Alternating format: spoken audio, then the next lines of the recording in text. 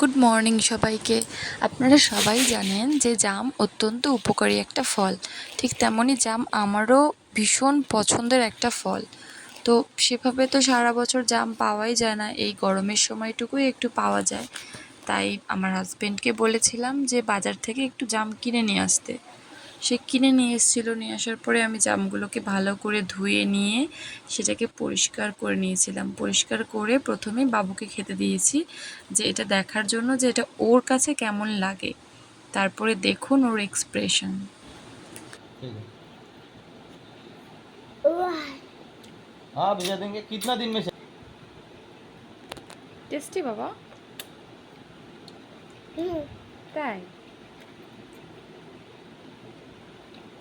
এটা কি বলো তো? জাম। তাই?